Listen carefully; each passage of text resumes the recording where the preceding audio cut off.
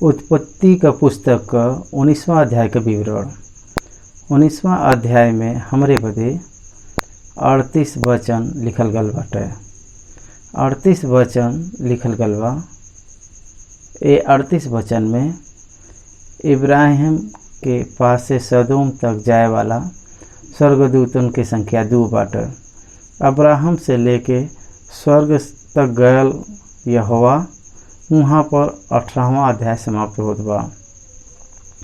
इब्राहिम घर चल गए ना, ओकरे बाद का भया सदोम और अमोरा नामक 2 जुड़ल गए नगर में 2 स्वर्गदूत वहाँ पे गई ना। वो सदोम में पहुँच गई ना।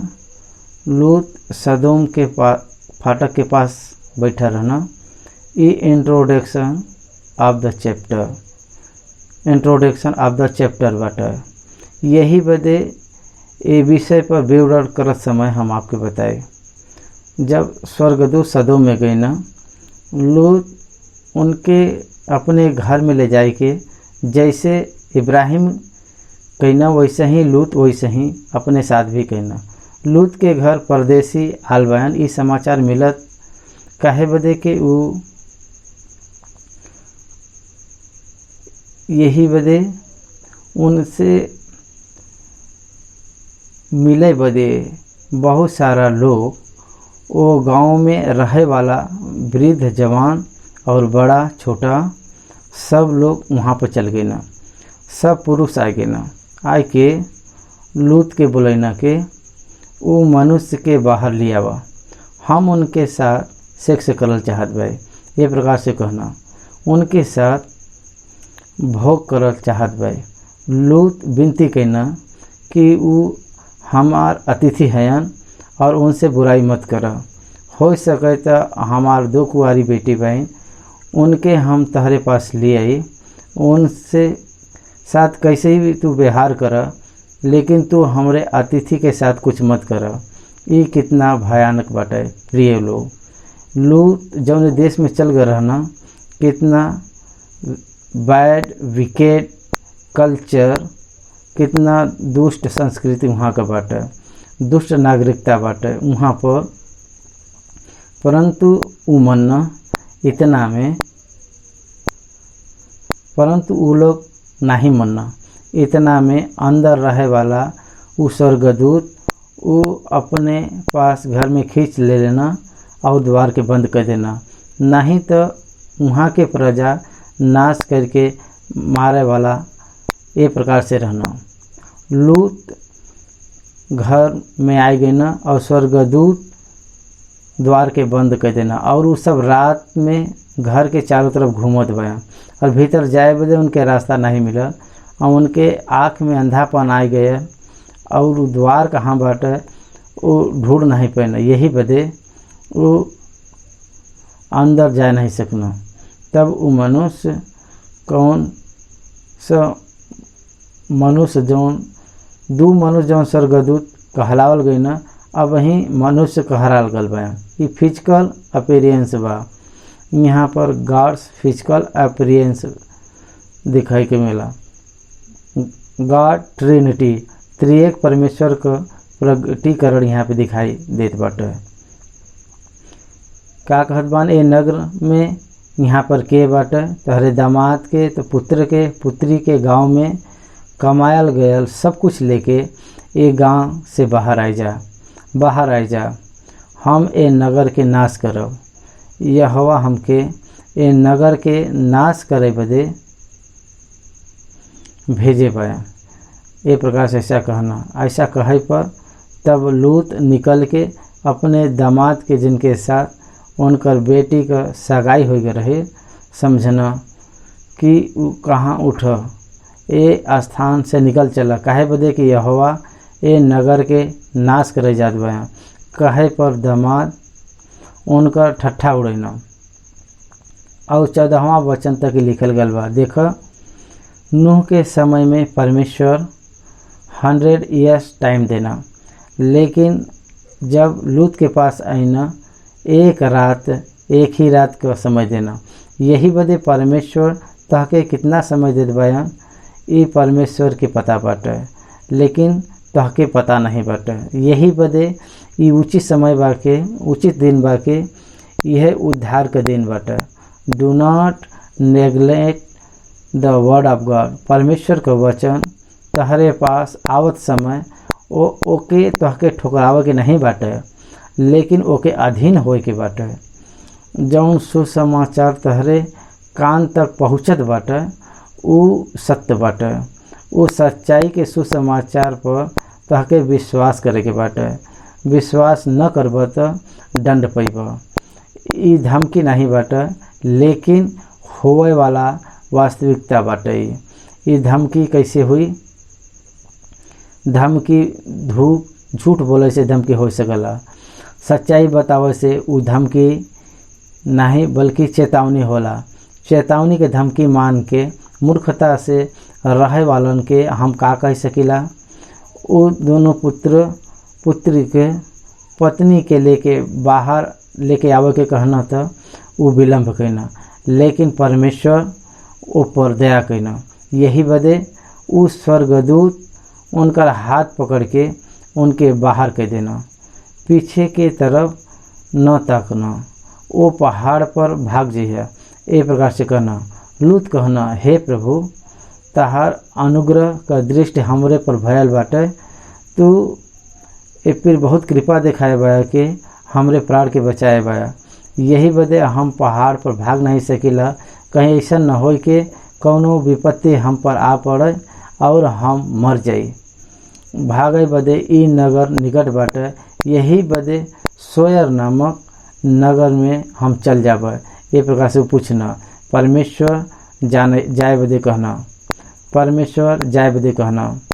परमेश्वर जाए के कहना। और एक बात बतैना, तोहरे वहाँ पहुँचे तक हम कुछ भी न करो, तू वहाँ जल्दी से चल जा। एक प्रकार से कहना। सदोम और अमोरा के नाश करे के बाद इब्राहिम से परमेश्वर कही गयल बात के आप स्मरण कैला। अगर 10 हो तो 10 लोग अगर मिलिए तब पर भी हम नाश न करब, लेकिन धर्मी अगर दंड के स्थान पर हो तो वो स्थान पर परमेश्वर कुछ भी नहीं कर सकना। नूह के जहाज में लेवे के बाद परमेश्वर 1 सप्ताह के बाद पृथ्वी पर आया, लेकिन जब नूह पृथ्वी पर रहना तब जल प्रलय नहीं रहा।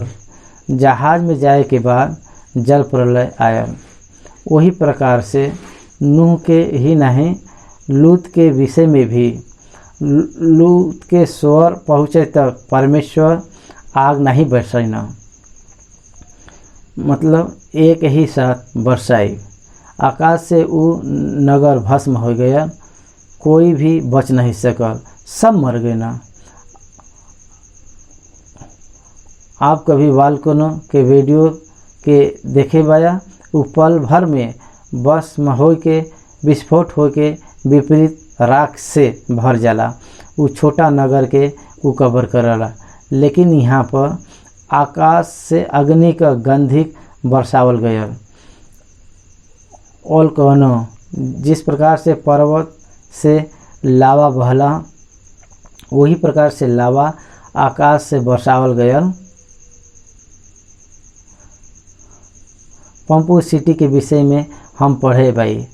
अगर आप पंपू सिटी के विषय में इंटरनेट पर सर्च करत, बहुत सारा लोगन के मृत्यु हो गए रहल। ये प्रकार से ऐसा लिखल गल बाटे। मूर्ति भी, मनुष्य का मूर्ति अभी भी बाटे। यही बदे वो वाल्कनों से प्रभावित हुए लोग वो इतिहास के हमके बतावत बाटे।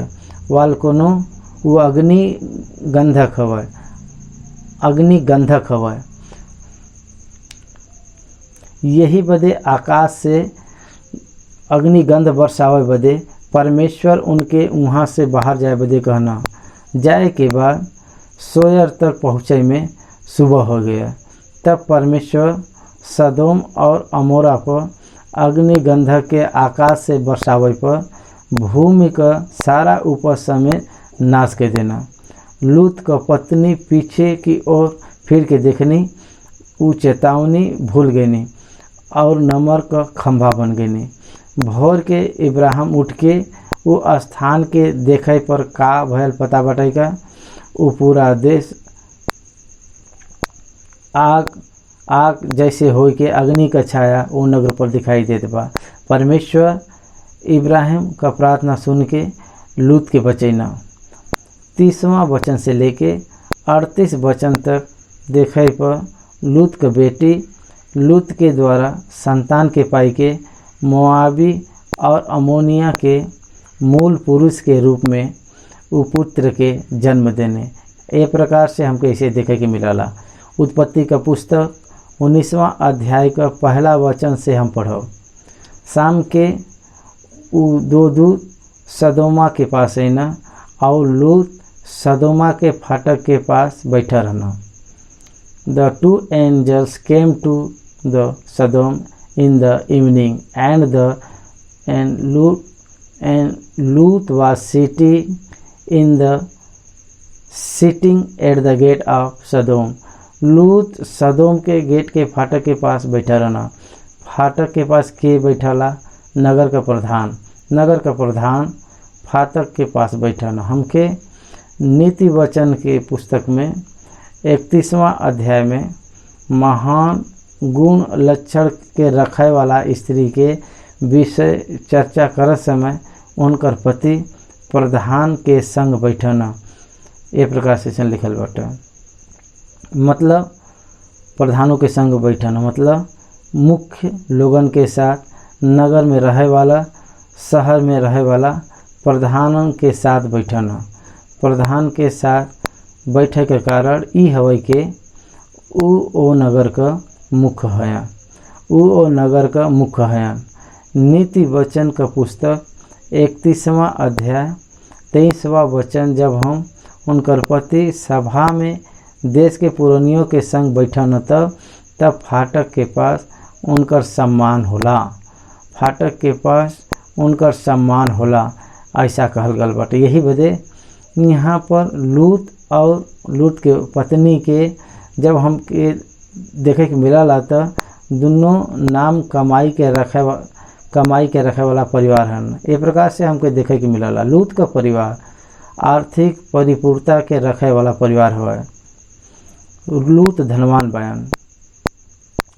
धनवान बयान यही बदे उ सदोम में आवे के बाद उ घर बनवेना।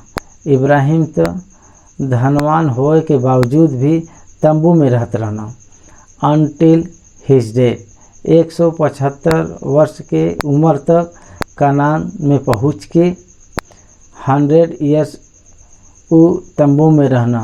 तो लूत सदोम में जाए के बाद तंबू के जीवन के छोड़ दे रहना। जब अब्राहम के साथ रहना तब वो तंबू में रहत रहना। तब वो तंबू के छोड़ के घर बनेना और घर बनाए के वहाँ तक नहीं रुकना, वहाँ के लड़की से विवाह करना। जब लूत का विवाह भया सदोम के स्त्री से जब विवाह करना, सदोम में उनके बच्चे के जन्म देना। सदोम में 5 बच्चे के जन्म देना, 2 पुत्र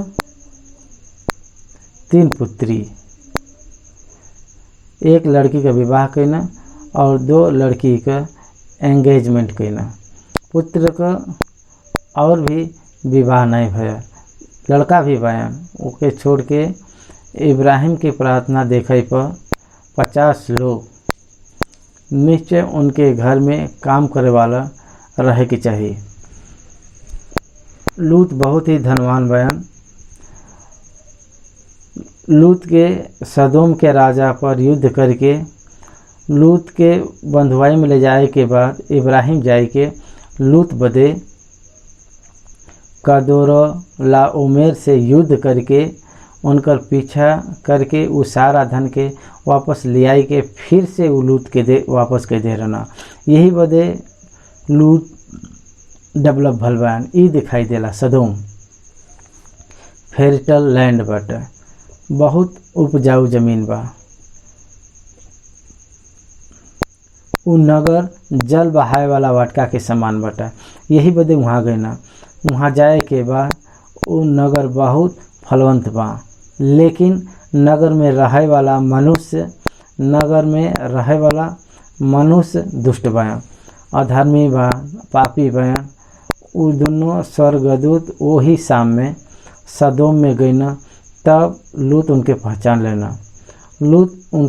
लेना। बचल हुए प्रधान में से कोई लूत उनके पहचान के उनसे भेंट करे बदे मुँह के बल झुक के दंडवत कैना।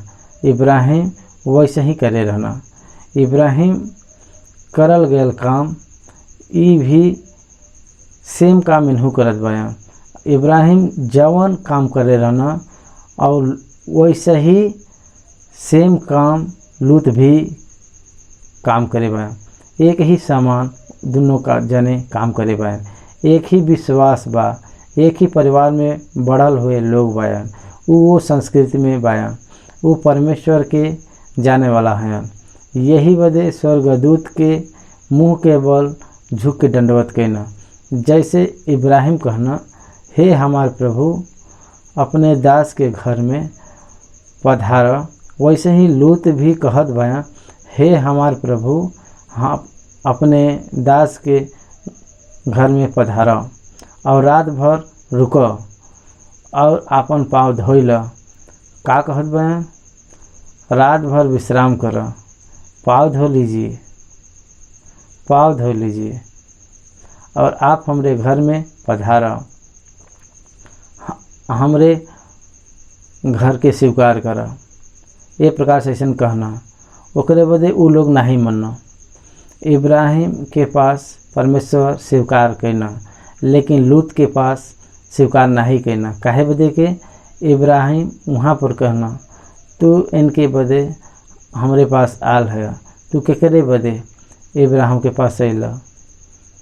अगले 1 साल में तहके पुत्र होई, ऐसा कह के आशीष देवे बदे उ आ रहना। वाचा के रिकन्फर्मेशन करे बदे उ आए रहना। अगले साल में तहके पुत्र हुई बतावे बदे आई ना। लूत के परिवार में का होत बाटे ई बतावे बदे वहाँ पर प्रभु गई ना, लेकिन यहाँ पर वैसा नहीं बाटे। लूत के घर जाए के बैठे बदे नहीं ना, उ लूत के घर जाए के भोजन करे बदे नहीं ना। वहाँ पर ये बदे न के वो नगर के देखे बदे आ रहना। और शाम के समय काहे न, अंधकार के समय अंधकार का सारा काम तीव्र रूप धारण करला। बेविचार, चोरी, हत्या, ये सब जौन पाप का जौन काम बा, अंधकार का काम बा, वही रात के समय करब उचित समय हवा। यही बदे प्रभु वो शाम के समय सदोमा जाए के, वो रात में जाए के हम बाहर रहब, हम तहरे घरे न आवब, हम मोहल्ला में रहब। लूत एकरे बदे नहीं मनना। काहे बदे कि उनकर परिस्थिति उनके पता रहा और वो लोग फॉरनियर जैसे उनके सामान देखत बा। वो मनुष्य हैं, देव और मेल, ये प्रकार से ऐसा समझ में आवत बा। पुरुष के साथ भोग करब कितना भयानक बटे।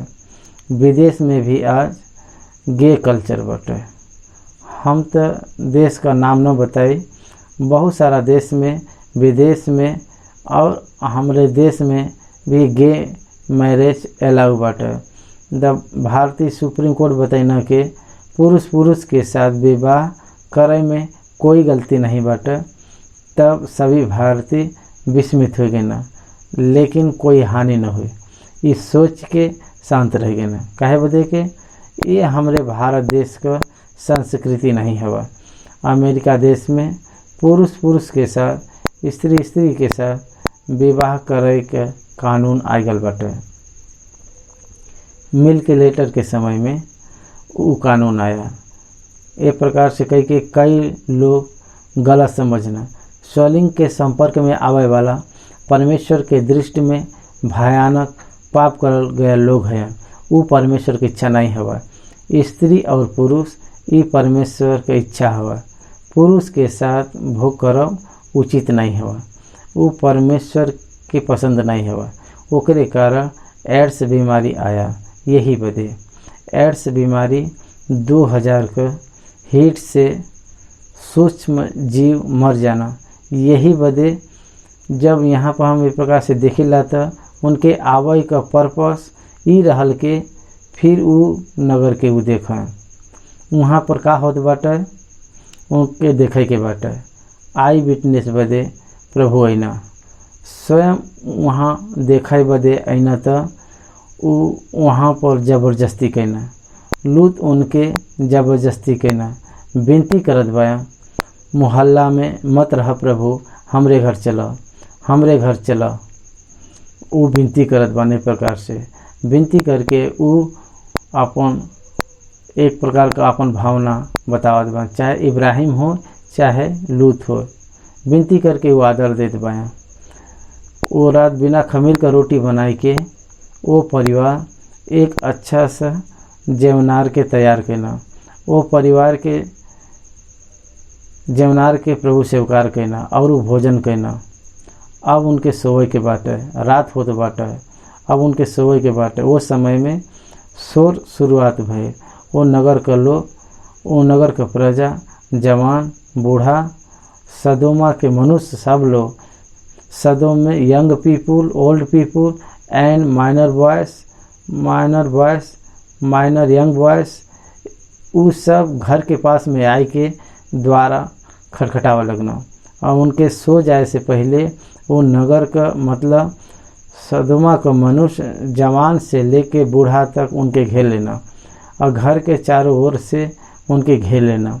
लूत के पुकार के कहे लगना कि जवन पुरुष आज रात तहरे घर में आल बयान वो कहाँ बयान, उनके हमरे पास बाहर ले आवा कि हम उनसे भोग करी। कितना भयानक ये बात बाटे। जौन पुरुष तहरे पास आल बयान वो कहाँ बयान, उनसे हम भोग करे के बाटे। They want to have sex with them, उनसे हम शारीरिक रीत से भोग करल चाहत बे। उनके बाहर तू लिया बा। दे वर फॉरिगनेट लाइफ्स, वो विदेश में रहे वाला जैसे देखत बा। उनके बाहर लिया बा, हमके उनसे भोग करे के बा, ऐसा कहत बा। लूत उनसे विनती करत बा। लूत विनती करत बा। लूत उनके पास दरवाज़ा के बाहर गई ना और दरवाज़ा के अपने पीछे बंद करके कहना, हे हमार भाई लोग ऐसन बुराई मत करा, ऐसन बुराई मत करा। I beg you my brothers do not act so wickedly. ये का कहत बा, हे हमारे भाई लोग कहत बानू, हे हमार भाई लोग। ये शब्द आज बहुत सारा लोग समाज में उपयोग करना। मुख्य रीति से हमारे संस्कृति में, हमारे प्रजा में बहुत लोग भाई ब्रदर इस शब्द का प्रयोग करना। भाइयों करके कहत बा, अपने आप के उनके समानता में बात करत बा, मिल के बात करत बा और नीचा करल गए। लूत उनके ठुकराए के उनका तिरस्कार करे की स्थिति में नहीं बा। मतलब वो नगर का कल्चर कौने प्रकार से बा आप समझ सकना। भाई लोग ऐसा बुराई मत करा, डू नॉट एक्ट सो विकेटली।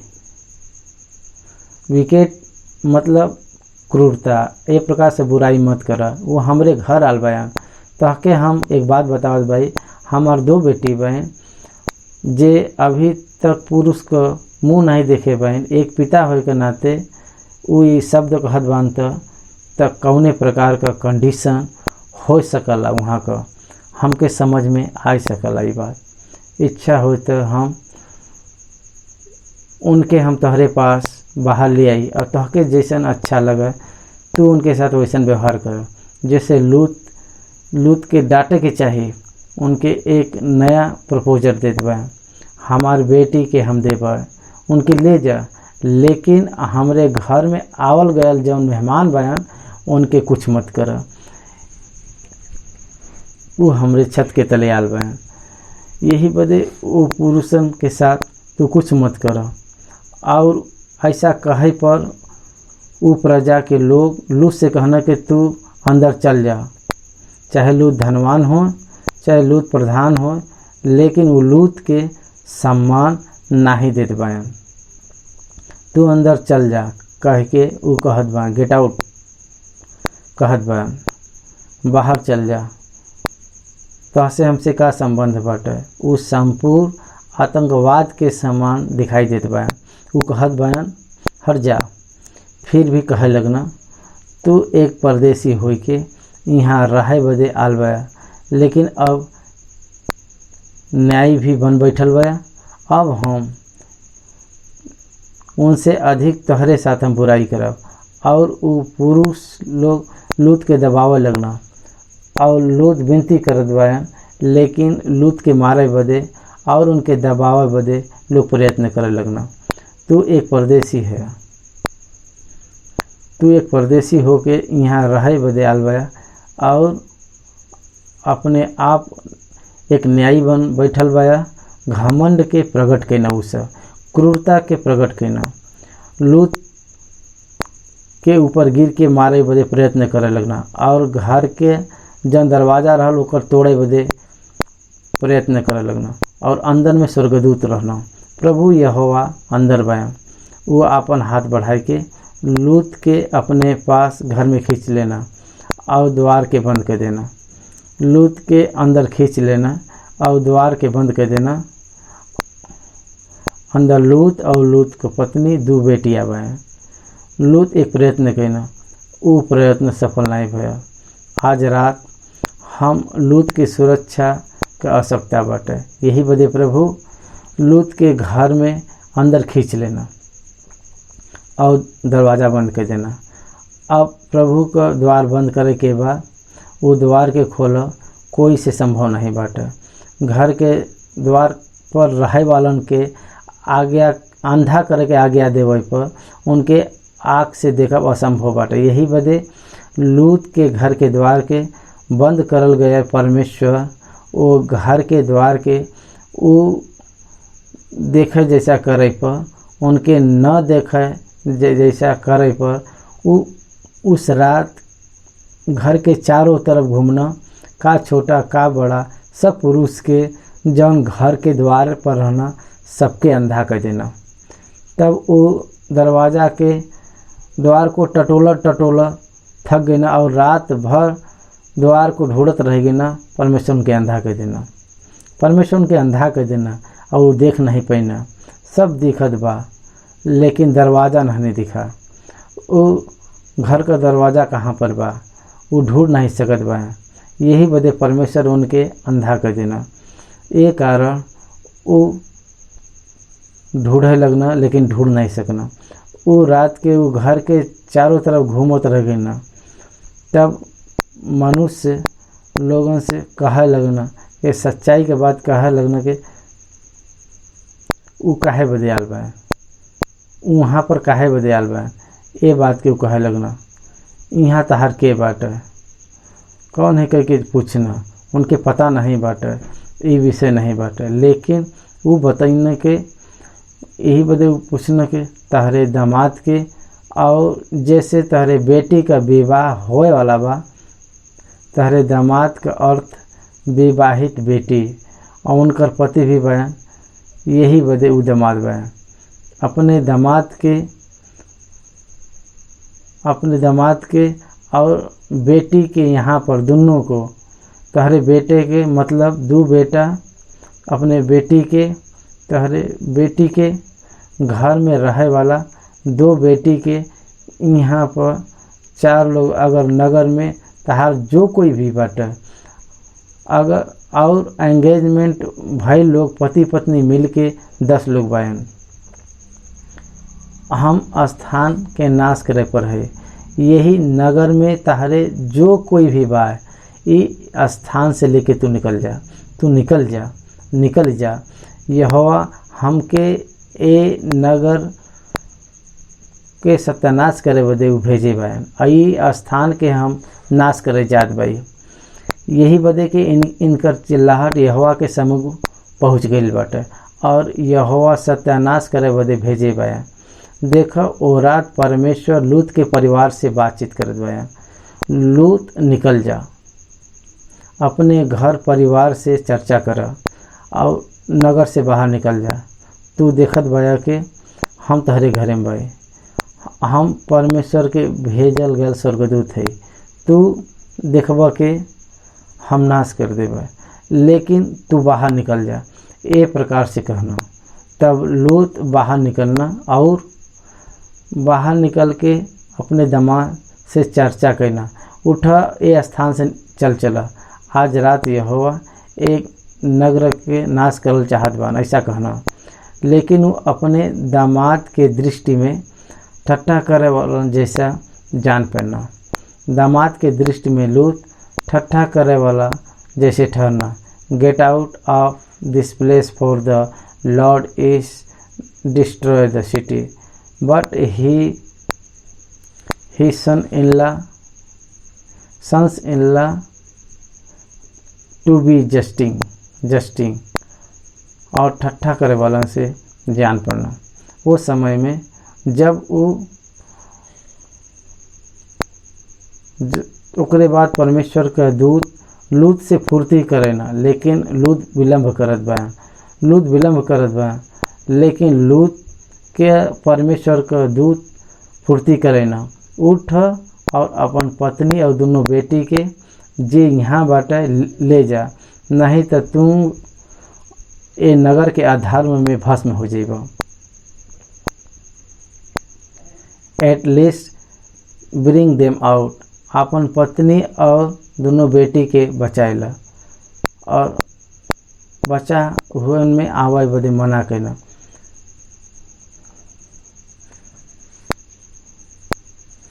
अवसर का तिरस्कार करना, कृपा का तिरस्कार करना, बाहर निकल जाए वाला बुलाहट के न मानना, यही बदे उनके छोड़ दो। बचे हुए लोगन के साथ नगर के बाहर निकल जा, फुर्ती करो ऐसा कहत बा। लेकिन वो विलम्ब कहना, it is the bad thing but he lingered. वो विलम्ब करत बा, देर करत बा, तैयारी करत बा।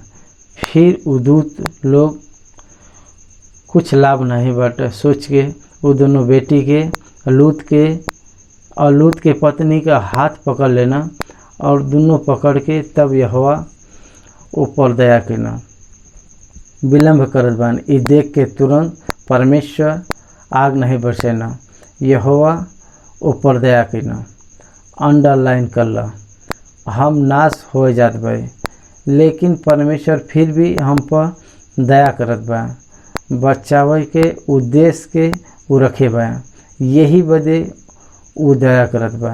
वो पुरुष में उनका पत्नी और दोनों बेटियन का हाथ पकड़ के और लूत के साथ निकाल के नगर के बाहर कर देना। ऐसा भयल के जब दूत उनके बाहर निकलना, तब वो कहना कि आपन प्राण लेके यहाँ से भाग जा, पीछे की ओर मत कह, सदोम और अमोरा के नगर के नाश करे हम जाते बे, तू पीछे की ओर मत देखा। ए दृश्य के तू नहीं देख सकला, काहे बदे कि सदोम में लूत का घर बाटे, लूत का संपत्ति बाटे। पहने हुए वस्त्र के साथ उनके बाहर निकालल गए। वो कुछ आहार के जमा नहीं करना, उनका हाथ पकड़ के नगर से बाहर निकालल गया। काहे बदे को विलम्ब करत ना, वो तैयार हुए बदे बाहर निकले बदे टाइम लेते बा, लेकिन परमेश्वर टाइम देवे के इच्छा नहीं करना। और ऐसा भयल के जब वो उनके बाहर निकलना, तब वो कहना कि आपन प्राण लेके भाग जा, पीछे के तरफ मत देखा और तराई भर में मत रुकह और वो पहाड़ पे भाग जाइए, नहीं तो तहु भस्म हो जाएगा।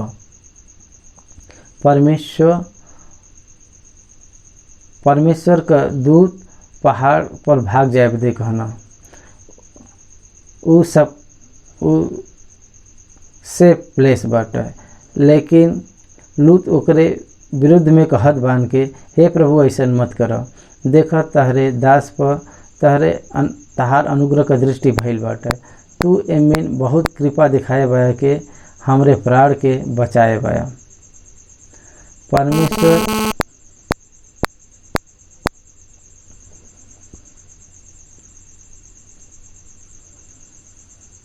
परमेश्वर एक बड़ा कृपा दिखाए के उनके बचैना, ये बात के वो समझ लेना और उन कहना कि हम पर कोई विपत्ति न पड़े कि हम मर जाए। और ओकरे बाद में वो छोटा भी रहना हमके वहाँ भाग जाएगा का वो छोटा नहीं बहन और हमार प्राण बच जाई कहे पर देख जौने नगर का चर्चा तू करे बया ओके हम नाश न करब। सोयर नामक नगर में जा, ओ नगर के चाहना, ओ नगर के हम नाश न करब। ए विषय में तहार विनती अंगीकार करे बे और फुर्ती से तू यहाँ से भाग जा। काहे बजे जब तक तू वहाँ न पहुँचब तब तक हम कुछ न कर सकब। ए कारण उन नगर का नाम सोयार पड़ल। एक स्थान के पूछना जब लूत वहाँ गई ना तो वहाँ पर नगर नहीं रहा। हो सकला लिखत समय वहाँ पर सोयार छोटा नामक लूत के द्वारा नाम देवल गया और वहाँ पर नगर डेवलप भयल। सोयर मूसा के समय में डेवलप भयल नगर बाटे, इतना बाटे। लेकिन सदोम और अमोरा के नगर में एक नगर वहाँ पर परमेश्वर छोड़ देना, एक प्रकार से ऐसा नहीं बाटे। वो खाली स्थान में वो चल गई ना, ओकरे बाद वो सोयर नामक नगर में वो विकसित भई ना, यही बदे वो सोयर में गई ना। जब वो सोयर में गई ना, प्रभु उनके कहना कि जब तक तू वहाँ न पहुँचब तब तक हम कुछ न कह सकब। तू जब तक वहाँ न पहुँचब तब तक हम कुछ न कह सकब, कुछ न कह सकब। हम आपके कई बार बताए भाई, जब कलीसिया जब तक ये पृथ्वी पर बा ट्रिबुलेशन पीरियड न आए, गेट ट्रिबुलेशन न आए, जब तक कलीसिया ये पृथ्वी पर बा 7 साल का महासमस्या का समय न आई। जब कलीसिया इस पृथ्वी पर से उठा लेवल जाई तब ये पृथ्वी पर 7 साल का महासमस्या का समय आई। कहे बदे के लूत के बाहर निकले तो सदोम और अमोरा के नगर के नाश नहीं कीना। नूह के जहाज में भेजे तक परमेश्वर जल प्रलय नहीं भेजना। काहे बदे के परमेश्वर धर्मी के दुष्टों के साथ नाश करे वाला नहीं है। परमेश्वर धर्मी के दुष्ट के साथ नाश करे वाला नहीं है। धर्मी के छोड़ावे के जिम्मेदारी वो लेना। धर्मी पर आवे वाला आपदा जन होला बहुत सारा होला, लेकिन यहोवा उस सब से उनसे बचावना। एक प्रकार से वचन बतावला। यही बदे लूत के परमेश्वर छोड़े ना, लूत के प्रति परमेश्वर दया करना, लूत के प्रति अनुग्रह करना। परमेश्वर उनके अनुग्रह देना के वो सम्मान के पावा, भाग जाए का अवसर देना। वो लूत को बड़प्पन नहीं बा, लूत के परिवार का बड़प्पन नहीं बा। वो इब्राहिम को प्रार्थना को सुने वाला परमेश्वर का बड़प्पन हो। इब्राहिम के द्वारा परमेश्वर लूत के स्मरण करना।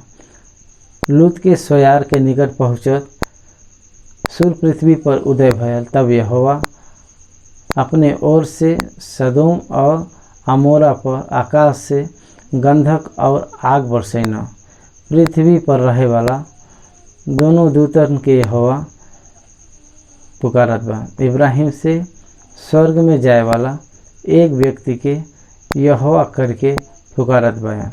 यहोवा से लेके यहोवा यहाँ पर 3 यहोवा बनकर एक यहोवा बा। तीनों के समान रह के एक ही रहे वाला बाया, वह त्रिएकता हो। यही बदे स्वर्ग में रहे वाला परमेश्वर आग के गंध के बरसैना, पृथ्वी पर रहे वाला परमेश्वर स्वर्ग में बाया, यहाँ पर पृथ्वी पर बाया, पृथ्वी पर रहे वाला मनुष्य है से। वही प्रकार से यीशु मसीह पृथ्वी पर इंसान के रूप में बाया और स्वर्ग में परमेश्वर के रूप में बाया। यही वजह त्रिएकता का बेस्ट एग्जाम्पल हमके 18वां और 19वां अध्याय में देखे के मिलला। ई बात बाटे कि वो नगर के और उस संपूर्ण तराई के और नगर के सब निवासी के भूमि के सारा ऊपर समय नाश कर देना। लूत का पत्नी जौन उनके पीछे रहनी, उमूर के पीछे की ओर देखनी और उन नमक का खंभा बन गई। पीछे की ओर मत तक प्रभु का कहल गल ये आज्ञा के ठुकराई के पीछे की ओर उ देखनी और नमक का खंभा बन गई, नमक का खंभा बन गई। 24वां वचन बतावला कि लूत का पत्नी नमक का खंभा बन गई। अब हमके ये लूत के पत्नी के नमक का खंभा मिल गया। हमरे बदे वो बहुत एक आसान बात बा। वो इमेज के रूप में इंटरनेट पर मिलत बाटे। वो इमेज हमके देखे के मिल सकला। यही बदे लूत का पत्नी उनके अंदर से अगर तोड़ के देखे तो एक स्त्री का आकार बाटे। ये प्रकार से ऐसे कहल जाला। लूत का पत्नी नमक का खम्भा बन गई, पीछे की ओर मत देखा, ऐसा कहना। स्वर्ग के बारे में यीशु कहना के हल के ऊपर हाथ रख के जे पीछे की ओर देखला वो हमरे योग्य नहीं बाटे। वो कभी भी हो पीछे की तरफ न तके के चाहिए। जैसे कुत्ता अपने उल्टी के चाटला वैसे न करे के चाहिए। यही बदे विश्वासी के दुनिया के तरफ नहीं देखे के बाद, नाश के देखे के वो नहीं देखे के बाद, ये हमके सीखे के बाटे। अब लूत का परिवार बचावल गया, ओकर कारण बाटे इब्राहिम का प्रार्थना। उत्पत्ति का पुस्तक 19वां अध्याय का 27वां वचन से हम मनन करो। परमेश्वर यहोवा आकाश से अग्निगद्ध के सदोम और अमोरा के नगर में बरसैना। वहाँ पे दो नगर जुड़ल गया, नगर महानगर अंधगी गंधक के द्वारा सब मनुष्य नाश करल गई ना। वो देश में भूमि का सारा उपज समेत नाश भया। भयानक दंड सदोम के पाप पर बरसैना। बाइबल ग्रंथ में वो समय जनवा व्यवस्था के न रखे वाला है, मन की इच्छा से करे वाला समय हवा। मन की इच्छा से व्यवस्था के रूप में बा। मन का इच्छा गलती पाप सहे पर परमेश्वर न्याय करिए। वो मन के इच्छा के समय का पद्धति बाटे। उनके पता हो के भी वो पाप करना। परमेश्वर के मार्ग के सदोम का प्रजा ठुकरा देना। पुरुष और स्त्री के परमेश्वर आदि से पति पत्नी के रूप में बदलना और उनके बायोलॉजिकल नीड्स एक दूसरे के द्वारा पूरा हो, यही बदे परमेश्वर उनके डिजाइन करना। और उनके विपरीत सदोम और अमोरा का प्रजा उनके होमोसेक्सुअलिटी का आदत लगे, बेविचारी के हाथ वो अपन जीवन व्यतीत करेना। यही बदे परमेश्वर उनके अग्नि गंधक के द्वारा उनके नाश करना। भोर के इब्राहिम उठ के वो स्थान के गए ना जहाँ पर यहोवा के सम्मुख खड़ा रहना। वो सदोमा और वो तराई के सारा देश के ओर आँख उठाए के का देखत बान के वो देश में से दधकत भइल धुआं उठत बाटे। And he looked down towards Sodom and Gomorrah and towards all land for the valley, and the looked and he noted the smoke of the land and smoke of a furnace। एक बड़ा अग्निकुंड में से निकले वाला भट्ठी, अग्निकुंड में से निकले वाला एक भट्ठी का सा एक धुआं दिखाई दे रहा। आपके वोल्केनस के वीडियो के देखा, वो पूरा प्रदेश अग्नि में बदला, वो प्रदेश ऐसा बदल गया कि बहुत सारा प्रजा मर गए। तो वो देश में रहे वाला लूत बदे इब्राहिम प्रार्थना कैला।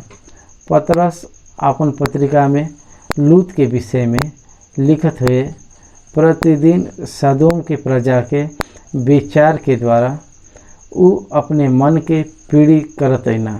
ये प्रकार से ऐसा लिखल बाटे, लूत जौन धर्मी रहना वो पीड़ित रहत ना। ये प्रकार से ऐसा लिखल बा। लूत सदोम में कंफर्टेबली अपने स्पिरिचुअल लाइफ के व्यतीत कर नहीं सकना। आत्मिक जीवन बदे संगति रखब अति आवश्यक है। प्रेरितों का काम 2 अध्याय 42 वचन में प्रार्थना, रोटी तोड़ब, प्रेरित से शिक्षा पाना, संगति रखब, ये 4 आवश्यक खंभा पर कलसिया बनावल जाए। यही बदे ऐसा लिखल बात है। अगर आत्मिक उन्नति करे के बात संगति करे के बाद, संगति रखे के बाद, और प्रार्थना अति आवश्यक बात है। ये दोनों को महत्व लूत के जीवन में रह नहीं सका। वहाँ पर जाए के बाद लूत प्रार्थना का जीवन के खोई देना, संगति के खोई देना, वेदी के खोई देना। काहे बदे को नगर में वेदी का अनुमति नहीं रहा। हम इब्राहिम वेदी बनेना, ए प्रकार से ऐसा लिखल बाटे।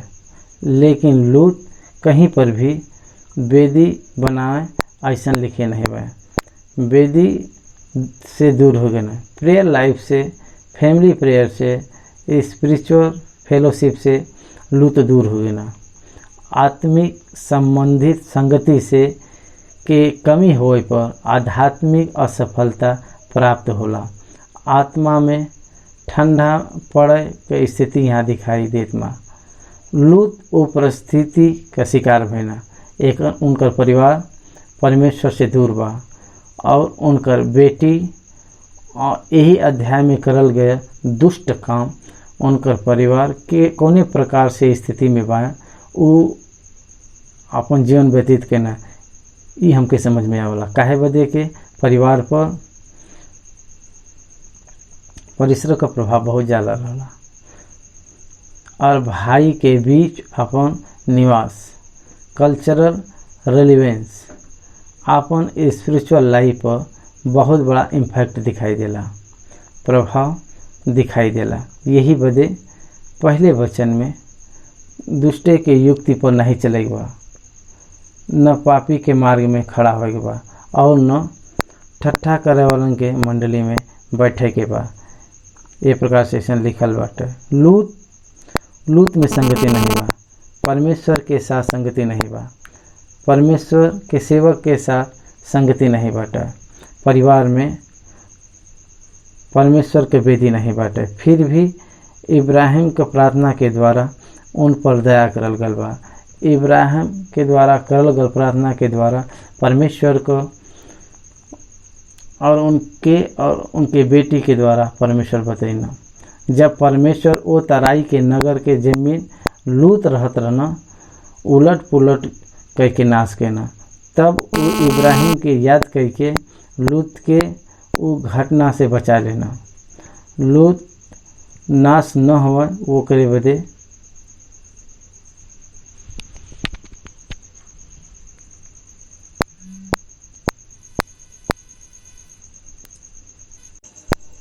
परमेश्वर का वो मित्र बने। यही बदे लूत के बचावे बदे परमेश्वर अपने भावना के व्यक्त करना।